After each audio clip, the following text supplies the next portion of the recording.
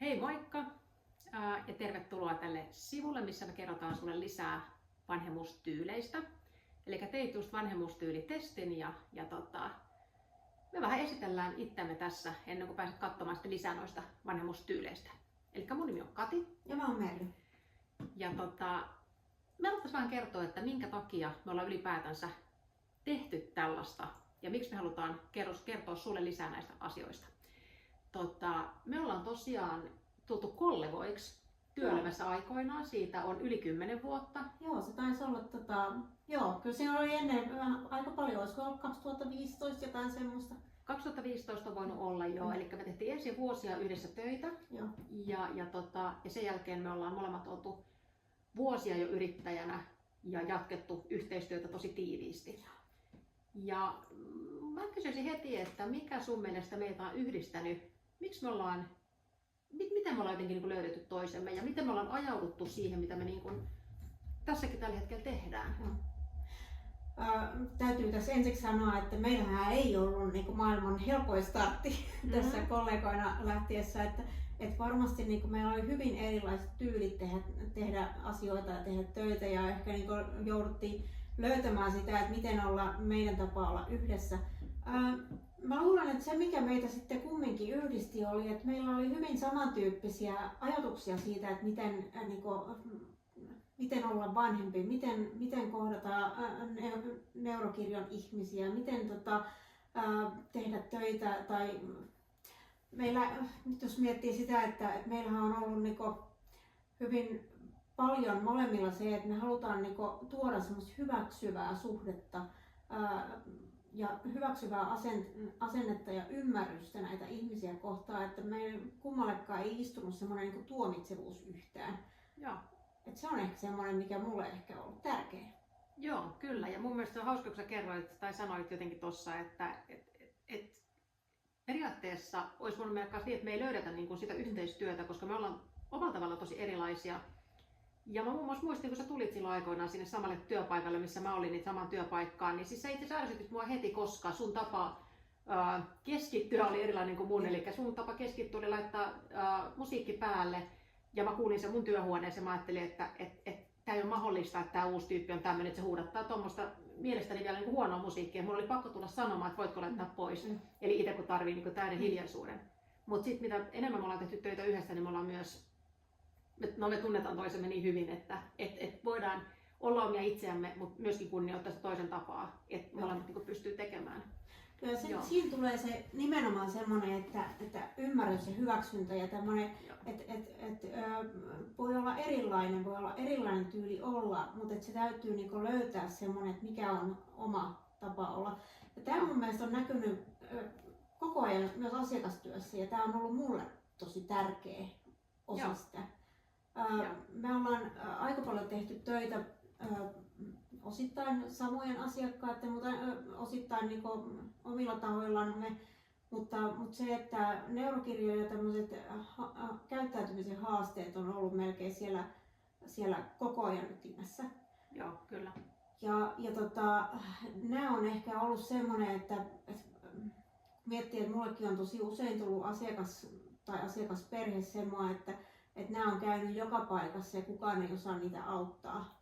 Ja tulee semmoinen surullinen olo myös perheen takia ja lapsen takia, että ne on luukulta heitelty ja kukaan ei saa mitään otetta. Ja tässä on saatu tosi paljonkin palautetta siitä, että tuntuu, että me saadaan siitä ote siitä.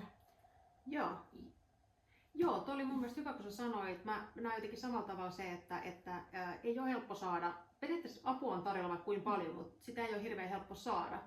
Ja sillä lailla musta on kiva, että meillä on aika iso näkemys ottaa huomioon sen, että ensinnäkin molemmilla on sellainen tietynlainen henkilökohtainen ote myöskin neurokirjon haasteisiin.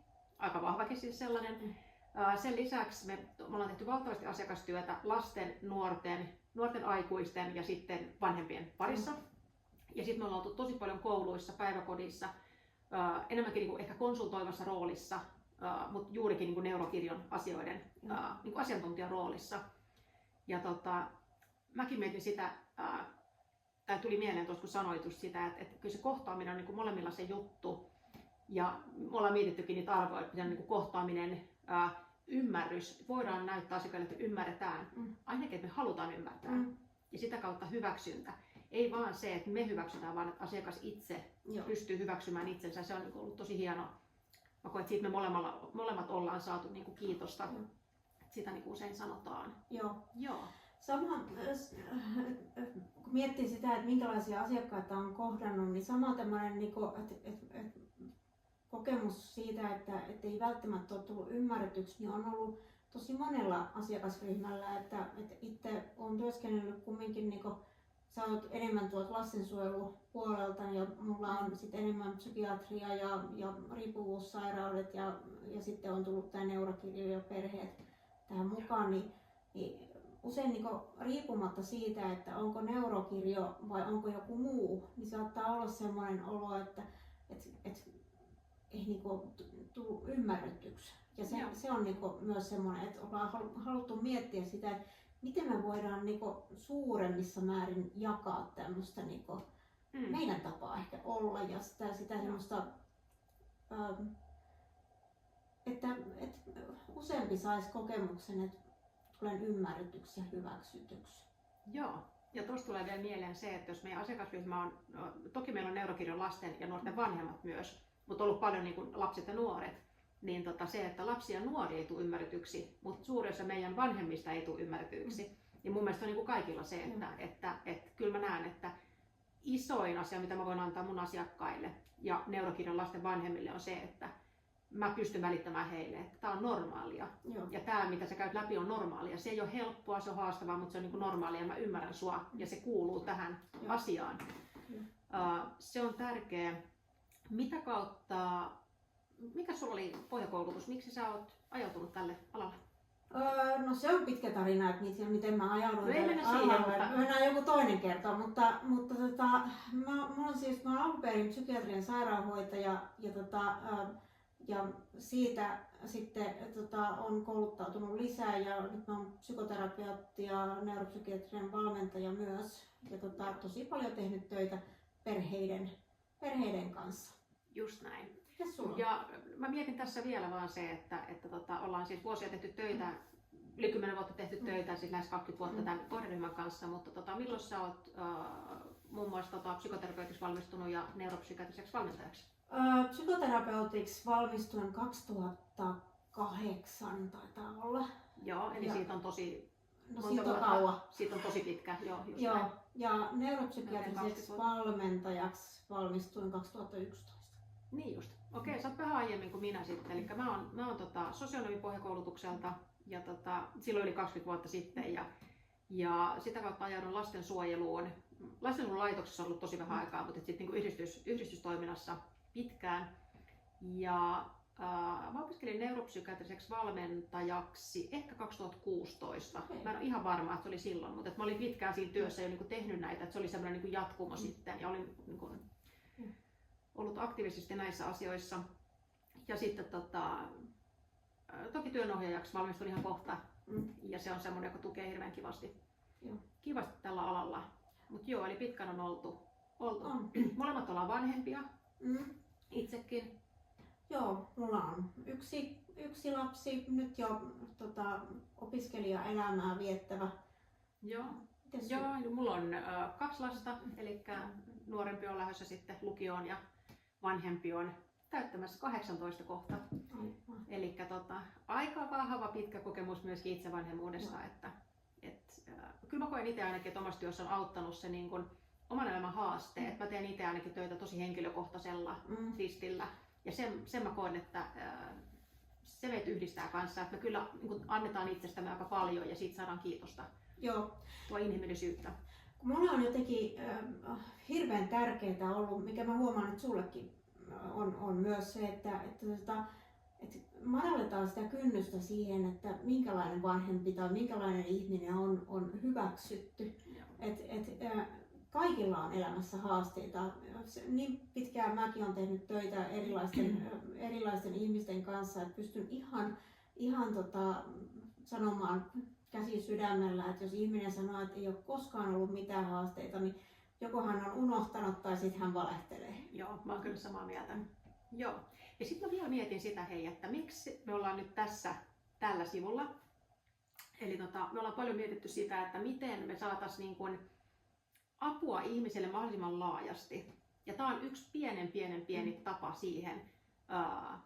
Lähtökohtaisesti ajatuksena se, että molemmat myy palveluita myöskin niin kuin yksityisesti, mutta ei kaikilla ole varaa ostaa meidän palveluita.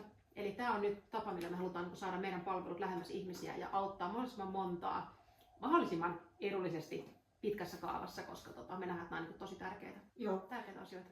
Joo, ja tässä mun mielestä se, että lähtee tällä, että me lähdetään nyt tällä yhdellä pienellä tavalla, mutta meillähän on suuret suunnitelmat siitä, että miten paljon kaiken näköistä tulee, mutta et saataisiin mahdollisimman monelle semmoinen, että ainakin jotain pientä apua jostakin suht edullisesti ja helposti olisi saatavilla. Kyllä, mutta sen haluan sanoa vielä, että päivittäin ollaan tehty viimeiset yli 10 vuotta kohderyhmän kanssa töitä, eli se on aika vahva se meidän niin kuin, ja eri ympäristöissä vielä, että usein ainakin tiedetään, mistä puhutaan. Tätä halutaan tuoda nyt niin kuin ihmisille. Niin, ja jos ei tiedetä, niin useimmiten vielä tunnustetaan, että nyt en tiedä, mistä puhun. Kyllä, joo. Ja kaikkea saa kysyä, mutta kaikkeen ei tarvitse vastata. Joo, mutta tosi kiva, että tulit tänne tätäkin videota katsomaan ja toivottavasti tulee sullekin semmoinen olo, että jotain ehkä jäisi sullekin. Kyllä, ja voit saat mielellään katsoa kaikki vanhemmuustyyli-videot ja sieltä sitten vähän saat lisää eväitä arkeen. Hyvä, mutta me kiitetään varmaan tässä välissä. Kiitoksia ja joo. moikka! Moikka!